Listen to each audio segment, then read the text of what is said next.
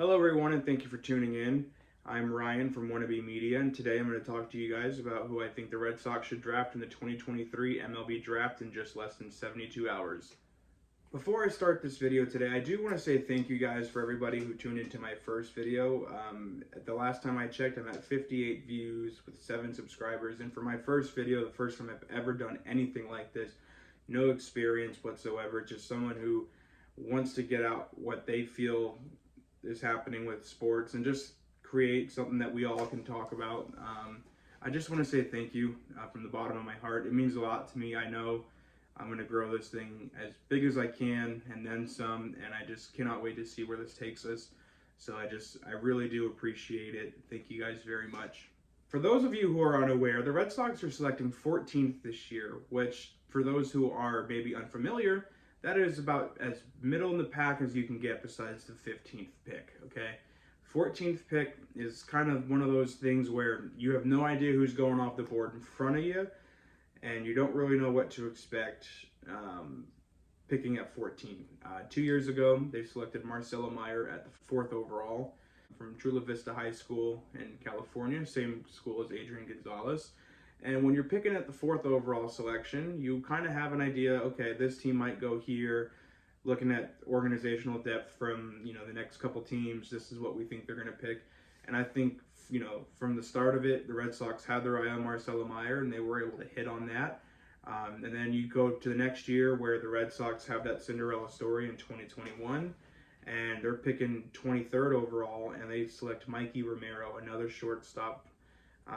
Good player. He's playing good in the Florida League right now.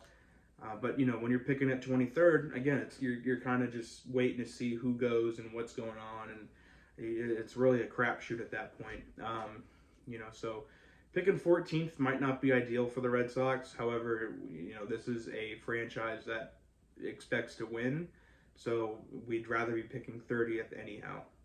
However, we are lucky to have a general manager like Chaim Bloom, who comes from the Tampa Bay Rays, who I know might not be everyone's favorite in Chaim Bloom for some of the decisions that he has made.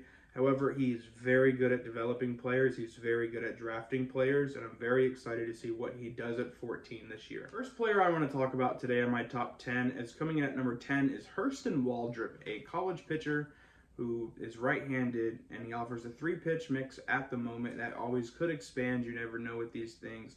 However, he offers a fastball that sits anywhere between 95 and 99 miles an hour. He has a splitter that also looks like a changeup. I don't know if he's going to develop a changeup. It's more of a splitter that has it looks like a changeup, to be honest. It's a kind of a nasty pitch if you see it. I'm going to try to find a clip for you guys to put in this video. I'm still learning. Granted, I do have a girlfriend as an editor, so it'll probably be in there. He also does offer a upper 80s slider, which is just a nasty strikeout pitch. I mean, you deal first pitch fastball, second pitch changeup, third pitch slider. That's a recipe for disaster for any opposing hitter.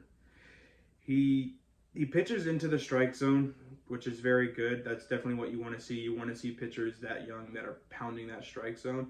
However, he does have some inconsistency issues as with his control and his command. It's something that he is working on. He's a younger pitcher. He's still in college, so it's not, obviously you can get drafted out of high school, but in college you're still learning things. So it's not like we should expect more from him. At the college level, the college hitters are a lot harder to face compared to high school hitters. So to me, when it comes to the statistics, I don't really like to pull statistics from these younger players. It's different if we're looking at trade offers or free agents that we should sign, then obviously you want to look at those major league numbers. But when you're in college and you're in high school, unless it's something that's just amazingly above average and we're talking first overall pick potential, I'm not a huge stat guy. I'll look at it and, it looks nice, but it's nothing that I'm going to absolutely drown myself with and throw myself at that player because of this particular stat. Baseball is a sport that is surrounded by stats, and I do believe in those stats. I'm not saying I'm not a Pierre McGuire of hockey and don't look at the analytics side of things. I do believe in it. At the same time, though, I do have to take into consideration what level of ball they are playing. So that is it for Hurst and Waldrop, and we are now going into number 9. Coming in at number 9 for me is a catcher out of high school, Blake Mitchell. He is the second best catcher in all of this draft behind Kyle Teal. He's sitting right now right around somewhere between 10 and 18 of where he's going to be getting drafted at. So he's definitely a possibility. I'm very excited to kind of see what he has. He's a lefty bat, which if we're looking at the future of this team, a lefty bat might not necessarily be what we need with Tristan Cassis, Rafael Devers, Marcelo Meyer, Masataka Yoshida, Alex Verdugo, Jarren Duran all being left-handed. However, you never know what can happen. You never know who's going to be here when it's time for Blake Mitchell to be here. So that's something that you take lightly. For me, though, as a fan, if I'm sitting here thinking this player's going to be here in 4 or 5 years, you do think about these things. He's really good at the plate. He's very patient. He's got very good bat speed. He's very on target with what he does hit. However, he does not have the sexiest swing.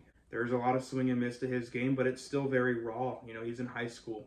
I didn't play baseball in high school, and I can guarantee you that I wouldn't hit anything.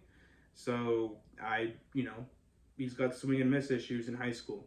Who doesn't, We're lucky, he's even playing high school baseball.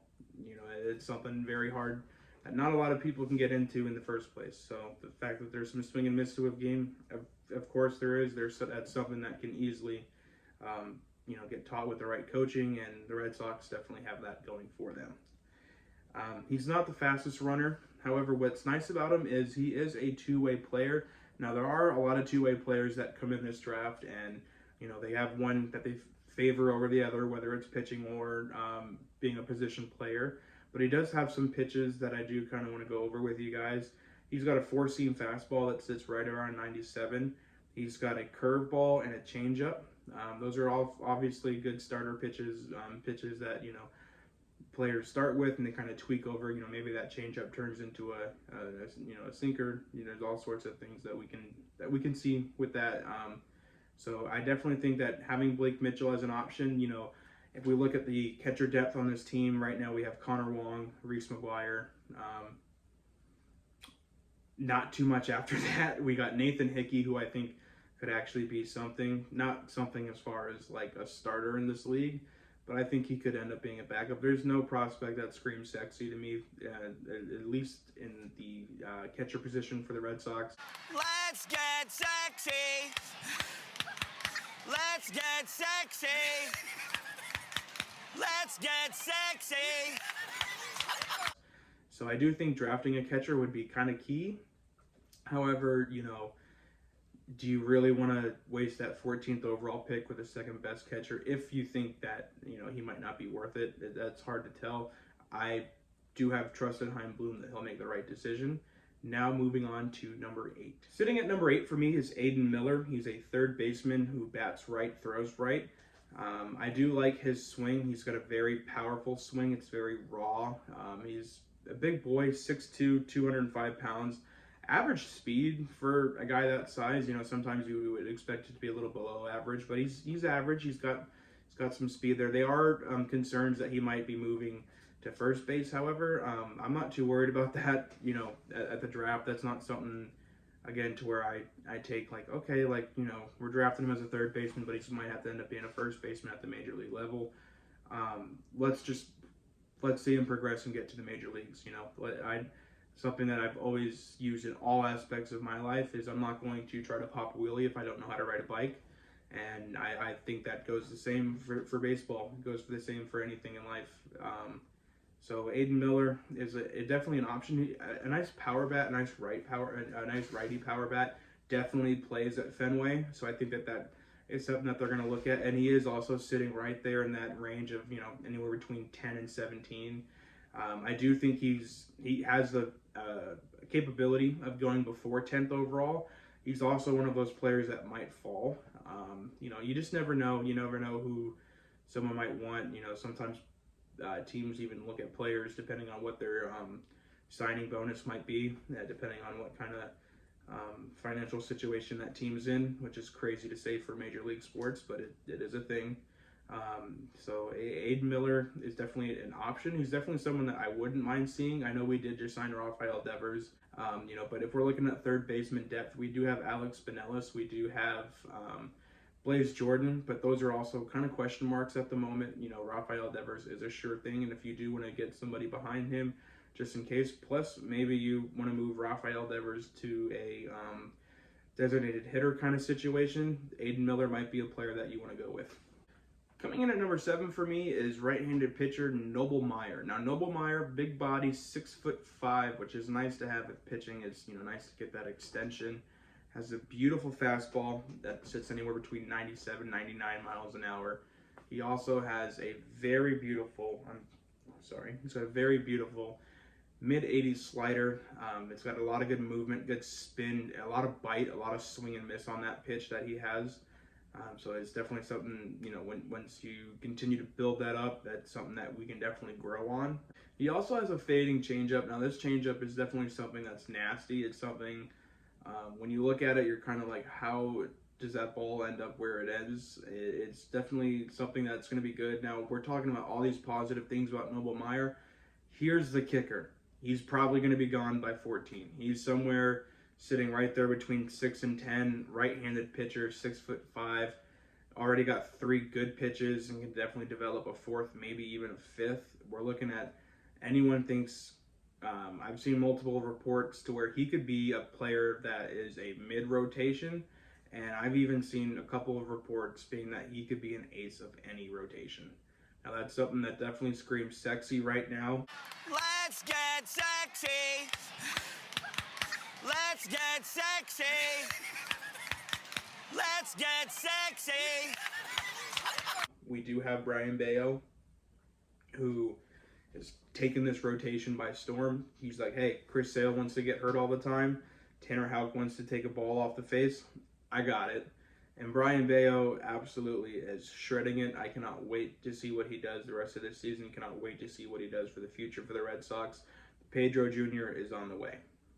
Coming in at number 6 is right-handed pitcher Rhett Lauder. Now, there's going to be a little bit of a recurring theme with Noble Meyer and Rhett Lauder, as well as pick number 5. Spoiler alert. He's 6'2", 200 pounds. He's got a fastball that sits anywhere between 92 and 97 miles an hour. He's also been very dominant. He's got a top 3 changeup in all of college baseball last year. Beautiful drop on that. Put in a clip right here. How about an 89-mile-an-hour changeup? He's got a low 80s slider, which is kind of disgusting when you think about it. A lot of pitchers throw a faster slider, so I can't imagine what a low 80s slider looked like. Hopefully we can get a clip right here. Confidence, especially with the conditions. 2-2, great pitch, another strikeout. That's his 4th, and he now holds the single-season record at Wake Forest. Pretty decent week for Mr. Lauder. Goes back to the slider right here. So he's got 2 different off-speed pitches he'll throw to lefties. We saw the changeup just before that. It's right over the top of that slider. 4 strikeout of the day. Now, what's beautiful about his fastball is his fastball is more of a sinker if you look at it. It definitely has some movement on it, and it's not just coming at you straight. That's something that he could potentially develop a sinker and then maybe add a fastball into there afterwards. There's a bit of a kicker with Rhett Lauder, though, and it's not just, imagining what he would sound like in a Massachusetts accent.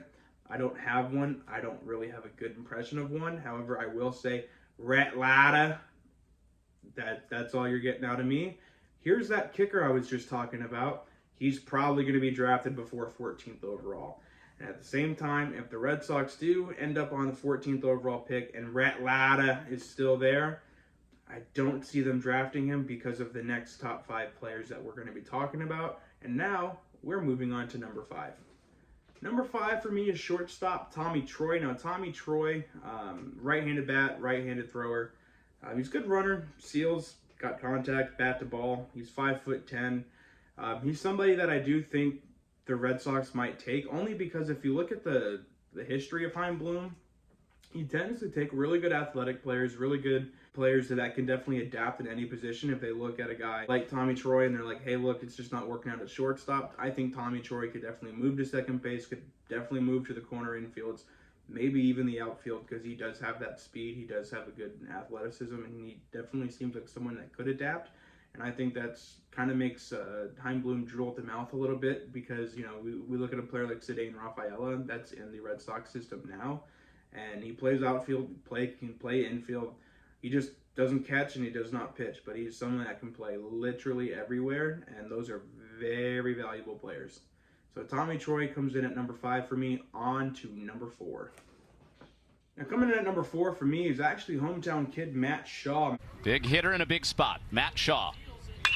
Driven in the air, left center. He flips the bat. He knew it. It's a grand slam for Matt Shaw. And Maryland has their first lead.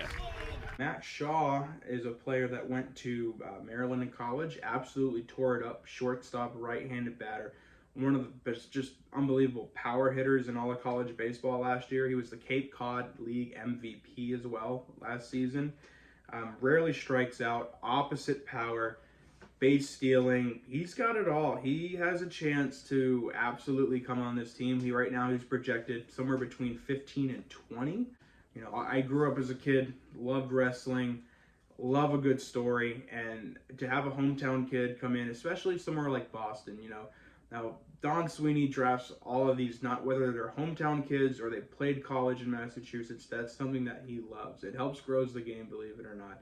Now, in baseball, not a lot of players come out of Massachusetts. So if the Red Sox are able to land a shortstop that with great power, who was a Cape Cod League MVP, and he's just playing unbelievable, I think that they should definitely try to hit on that. He's someone I could definitely see the Red Sox drafting if he is able to fall into their lap.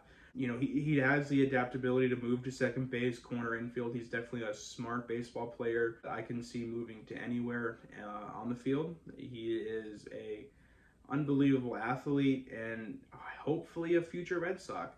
Now moving into the top 3 Red Sox picks for the 2023 MLB draft. Coming in at number 3 for me is Bryce Eldridge, two-way player who plays not only just first base, but is a beautiful right-handed pitcher. Now, when we're talking about two-way players in baseball, when you're in that high school, college range, sometimes even the minor leagues, it just might not transcend into the major leagues. Not everyone is going to be Shohei Ohtani. Not everyone is going to be Babe Ruth. Believe it or not, I hope I'm not breaking your heart when saying that. Now, Bryce Eldridge he's more of a hitter than he is a pitcher. He's 6'7", which if he could end up being a two-way player, that would be nasty to just watch. I mean, that would be fun. If he doesn't make it to the majors, maybe he's got something in, you know, the circus. I don't know. I haven't talked to him. I hope to talk to him soon. He's got some serious power. He's actually going to Alabama. For the next 3 to 4 years, I'm going to be taking my talents to Bama, baby! Put that down. You know, play. I'm playing. You playing on the big dog, baby. You're playing on the big dog. Bama! Bama! Bama! The Ohio State University. Bama! Let's go. Alabama, yeah! Yeah! Hold on, what do you say now? The Ohio State University, where I'll be playing where I'll be playing for the next 4 years. I'm gonna punch you in the throat. Put that damn hat down. We discussed you gonna taking it to Alabama. You said that. You said you're going to take it to Alabama. Why the hell you got an Ohio State on? I just feel like I did not work for since you was 10 years old to get you in a private school, busting my ass for you to be going on no whack-ass Ohio State. This is where the Lord led me. This is why the Lord didn't lead you to this decision. Me and the Lord on the same path line. We said Alabama, and that's what we talked about. So put the hat down. He's playing around, coach. Roll Tide. We're not going to talk about it, but I don't hate a lot of things. The University of Alabama is definitely in my top 5. He's got a fastball, he's got a slider, he's got a changeup. He's got some really nasty pitches. However, I do think he's going to end up being more of a power hitter. He's got the body of Aaron Judge when you look at him. Maybe not as strong as Aaron Judge yet, but he's definitely coming. At first baseman, he's a lefty. Yeah, I think he could definitely be someone that's really nasty. He's very intriguing because, with being so young, maybe he does do both, or maybe he just, the thing I've always wondered when there are these two-way players is how come he can't just be a reliever? How come he can't maybe be a closing pitcher, setup man? There's always something. You don't have to be a starter. You don't have to go out every 5th day and then hit the baseball to the moon and back. You know, he doesn't have to do that. Maybe he comes in and just, you know, throws a relief outing while also hitting. You know, it's very possible. Bryce Eldridge is just, he's an intriguing prospect, and intriguing is definitely something that I think screams at Chaim Bloom, because he does love those players. Everyone was going crazy at him when he drafted Nick York in 2020, and Nick York is, in my opinion, our third best prospect for the Red Sox. He's also one of America's top 100 prospects in all of baseball at the moment. He's lighting it up in Portland. Now we're down to 2. Coming in at number 2 for me is Chase DeLander. Started him off with the breaking ball. Finishes him off with the breaking ball. 3 strikeouts. He's a right-handed pitcher out of Tennessee. He offers up a fastball at 99, a slider that goes anywhere between 85 and 91. He's got a mid-70s curveball and an upper 80s changeup. He's 6'2", average contact, average command. He is someone who's already got a 4-pitch mix in college, nasty fastball, nasty slider, nasty curveball. He is someone that I would not want to face. I wouldn't want to face any of these pitchers, any league, high school, college, hell, middle school, elementary. I am good. I don't want to see it. I'll be in the bleachers. However, Chase DeLander is definitely someone that I could hope the Red Sox could draft. Here's the kicker at number 2. Now, he's at number 2, and you would think at number 2, I would have, hey, a player that the Red Sox might be able to draft, but Chase DeLander might be off the board at 14.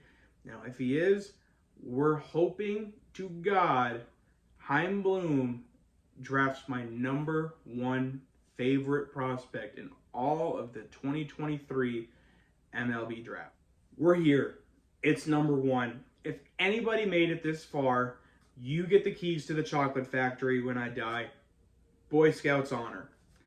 The number 1 player that I have in my draft, I have it in this book, okay? I've been doing this all year. I'm a psychopath in this blue book that I may or may not have just written notes off of the computer with. Has the number 1 pick. I know it. You know it. If you were listening earlier, I said I love stories. Now, there's no better story that the Red Sox could go with at the 14th overall pick than hometown kid Tommy White. Now, Tommy White, which the White, I'm not good with the accent anymore. I don't have it. We never had it. Someone punches me in the face next time they see me. I live in Ohio, and if a masshole comes and punches me in the face, or a New Englander, or just anybody who thinks I have a punchable face, I deserve it if they see the Tommy White clip.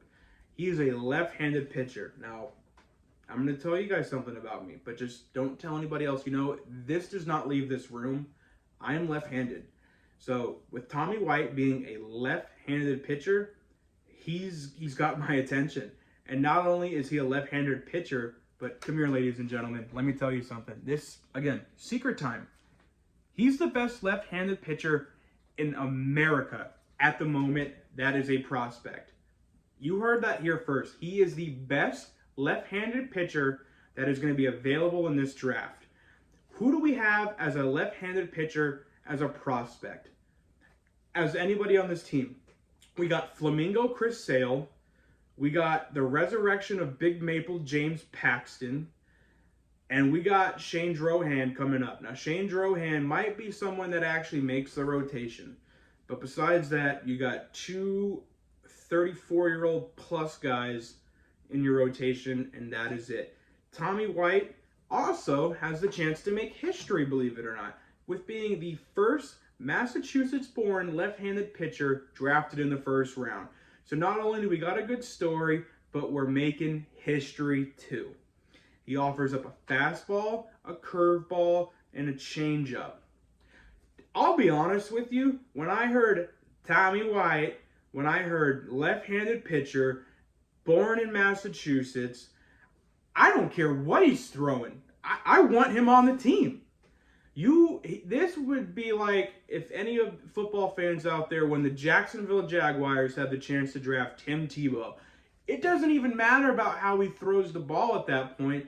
you're going to sell so much stuff from him just being there.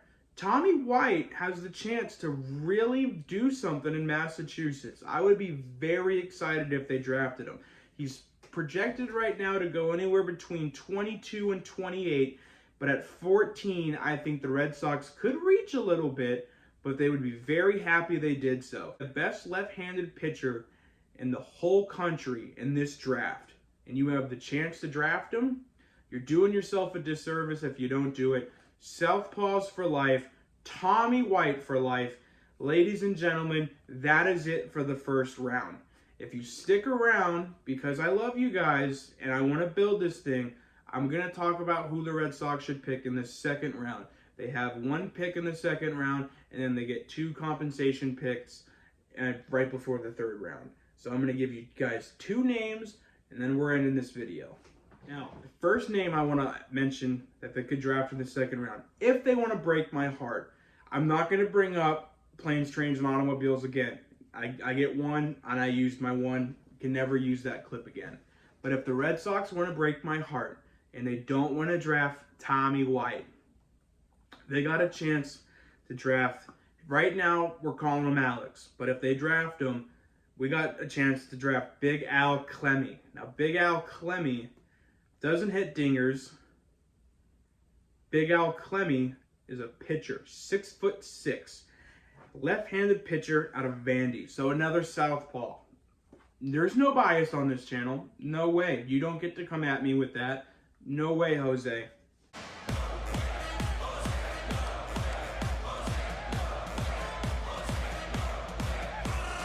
This is not a Massachusetts kid. Even smaller state. He's a Rhode Island kid, ladies and gentlemen. Give it up for him. Round of applause. Rhode Island. Are you kidding me? A pitcher from Rhode Island has a chance to go in the top 50 in the Major League Baseball draft? What are the chances? What are they feeding these kids up there? I love it. I'm glad to see this resurgent in New England for baseball. You know, when you have the Red Sox winning championships in 04, 07, 13, and 18, it's bound to happen, and it's starting to happen. You know, I thought it was something that you could only see in the video games with these created players. But no, it's happening in real life, ladies and gentlemen, and I'm very excited. Now, to tell you a little bit about my man, Big Al Clemmie, he does offer up a fastball, offers up a curveball, offers up a changeup. Great pitches that you can work off, that you can tweak, you can turn into your own. You know, what I do like about him is he's pitching at Vanderbilt right now, so there's a chance that if we do draft Big Al Clemmie, he is probably going to be ready within 3 to 4 years instead of that 4 to 5 range. I could even see 2 to 3 years, just honestly with the way Vanderbilt's been playing. In college, it's almost kind of like a single A league, the way, you know, between them, Florida, LSU, there's some great colleges out there. Now, here's a bit of trivia for you. I'm gonna try my hardest to have Liv make this into a Jeopardy style thing. Who was the last Rhode Island player picked in the MLB draft, and what year?